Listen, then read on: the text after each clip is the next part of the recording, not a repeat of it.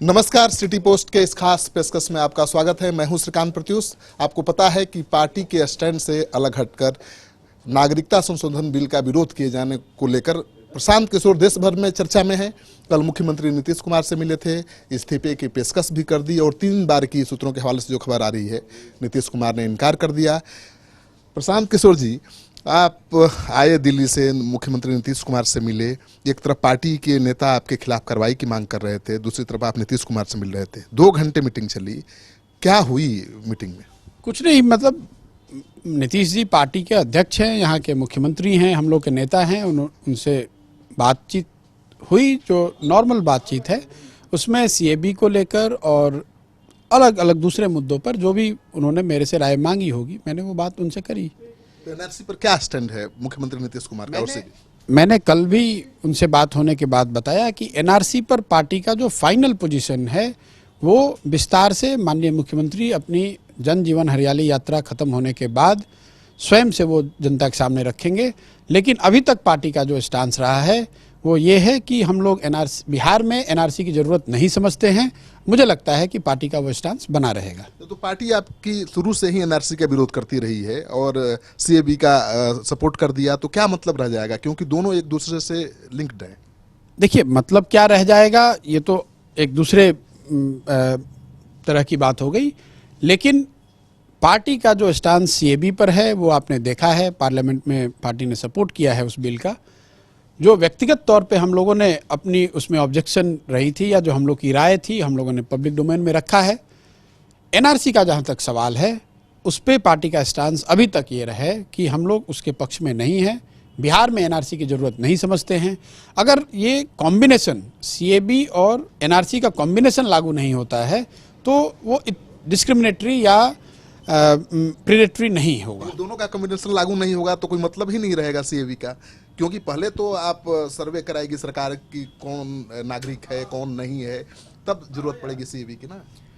नहीं, अब उसका असर क्या होगा उससे वो आपके एनालिसिस का विषय है। जहाँ तक हम लोग के स्टांस का सवाल है, पार्टी ये लगातार कहती रही है कि बिहार में एनआरसी की ज़रूरत नहीं है, ऐसा जदयू की समझ रही है और मुझे लगता है कि पार्टी उस स्टांस पे कायम रहेगी। आप कह भी चुके हैं कि एनआरसी और सीएबी दोनों एक साथ अगर लागू होगा तो बहुत खतरनाक परिणाम होंगे, अल्पसंख्यकों के हित में नहीं होंगे, धर्म के आधार पर भेदभाव होगा, झूठे मुकदमे दर्ज होंगे उनके खिलाफ।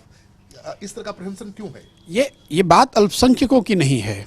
अगर आप असम का एग्जाम्पल देखें, जहाँ पर कि एनआरसी लागू किया गया, 3 साल के मेहनती प्रयास के बाद ये पाया गया कि उसमें 19 लाख करीब 19 लाख लोग एनआरसी में शामिल नहीं हो पाए, या एनआरसी का जो रजिस्टर है उसमें उनका नाम नहीं आया। उसमें कोई एक वर्ग विशेष के लोग नहीं हैं। 12 लाख से ज़्यादा उसमें हिंदू हैं, 1 लाख से ज़्यादा गोरखा हैं और कुछ अल्पसंख्यक समुदाय के लोग हैं। तो ये कहना कि एनआरसी में सिर्फ एक समुदाय विशेष के व्यक्ति नहीं आएंगे, वो ठीक नहीं है।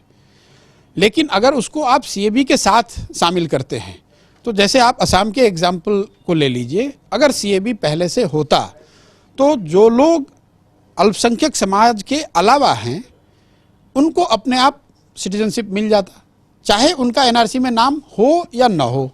और सिर्फ जो लोग रह जाएंगे जिनको सिटीजनशिप नहीं मिलेगी वो अल्पसंख्यक समाज के लोग होंगे।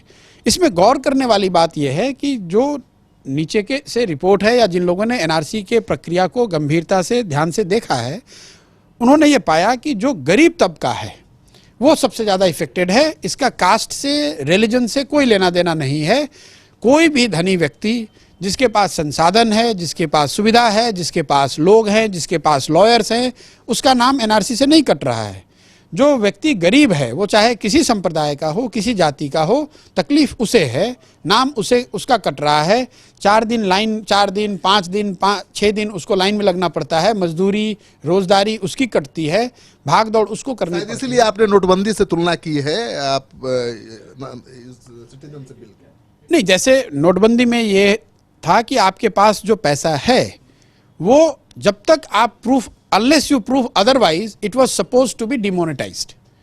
तो ये ऐसे ही कहना है एनआरसी का कि आप सिटीजन हैं, इसको आइए और प्रूफ कीजिए।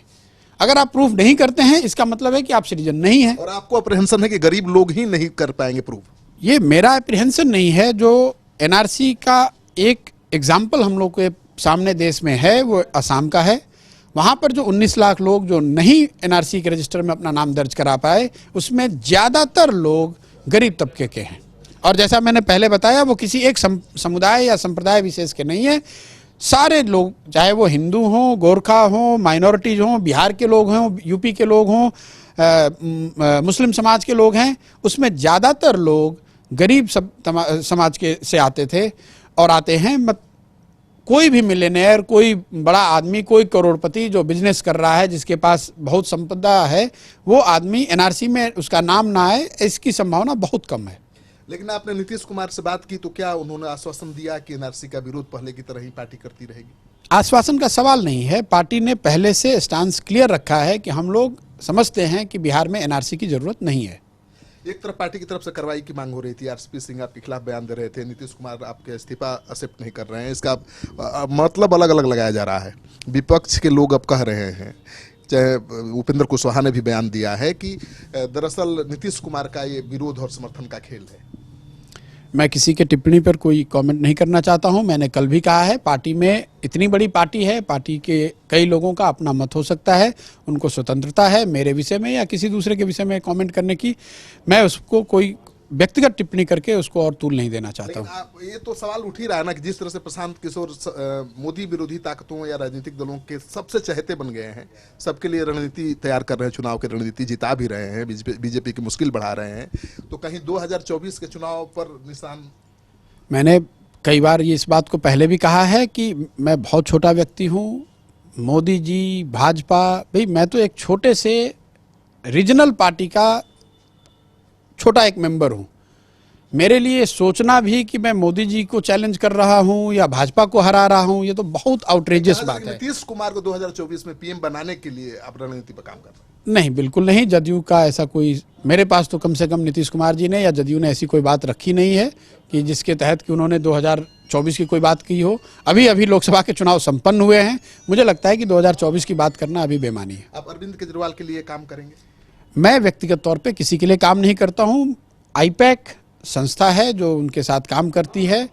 आईपैक के लोग जहां मेरी ज़रूरत समझते हैं, चूंकि मैं उस ऑर्गेनाइजेशन से शुरुआती दिन से जुड़ा रहा हूं, जहां भी उनको मेरी ज़रूरत जिस किसी काम के लिए होती है वो मुझे बुलाते हैं, मैं वहां जाता हूं। तो आईपैक से इतना डर क्यों है नेताओं को? मुझे तो किसी ने नहीं बताया कि उन्हें डर जुड़े हुए। नहीं, मुझे किसी ने ऐसा नहीं बताया कि उन्हें आईपैक से डर है, ऐसी मुझे कोई जानकारी नहीं है। नेता लगातार कह रहे हैं कि आप ममता बनर्जी की मदद कर रहे हैं, उधर केजरीवाल की मदद करने अब जाएंगे, बीजेपी की सांस फूल रही है। नहीं, बीजेपी इतनी बड़ी पार्टी है, पूरा देश जीत कर आए हैं, उन्हें आईपैक जैसी छोटी सी संस्था से उन्हें क्या डरने की जरूरत है? आपको लगता है कि नीतीश कुमार के सेकुलर क्रेडेंशियल जो उनका है उस पर भी प्रभाव पड़ेगा एनआरसी का सपोर्ट करने से? नहीं, बात उसकी नहीं है। पार्टी का स्टांस पहले से रहा है कि हम लोग समझते हैं कि बिहार में एनआरसी करने की कोई ज़रूरत नहीं है। बात सेकुलर क्रेडेंशियल्स की नहीं है। बात इसकी है कि पार्टी ने इसको गंभीरता से विचार करने के बाद एक अपना पोजीशन रखा है कि हम लोग समझते हैं बिहार में एनआरसी की ज़रूरत नहीं है। अभी तक मुझे ऐसा लगता है कि पार्टी उस स्टांस पर कायम है और आगे कायम रहेगी। प्रशांत किशोर जी कब राजनीति में आएंगे? आखिरी सवाल है, क्योंकि ग्राउंड लेवल पर बहुत काम कर रहे हैं, मुखिया, पंचायत, सरपंच को ट्रेनिंग दे रहे हैं, तो खुद कब आएंगे चुनाव मैदान? मैं ऑलरेडी राजनीति में हूँ, जहाँ तक मेरी जानकारी है। मैंने जदयू ज्वाइन कर लिया है। कब लड़ेंगे? मैं चुनाव लड़ने में मेरी कोई दिलचस्पी नहीं है। मैंने पहले भी कहा है, मैं अभी अगले कई सालों तक सिर्फ और सिर्फ ग्रास रूट स्तर पे जो लड़के चुनावी राजनीति में आना चाहते हैं उनकी मदद करना चाहता हूं। इसके अलावा मुझे स्वयं से चुनाव लड़के पार्लियामेंट में जाना है या विधानसभा में जाना है, ऐसी कोई मेरी इच्छा नहीं है। बिहार के यूथ जुड़ चुके हैं आपके आईपैक से?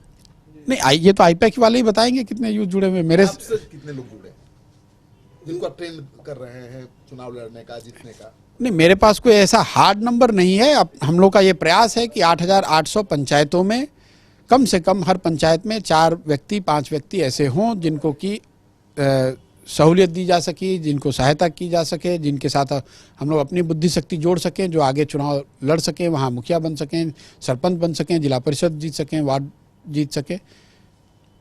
प्रशांत किशोर जी बहुत बहुत धन्यवाद। धन्यवाद।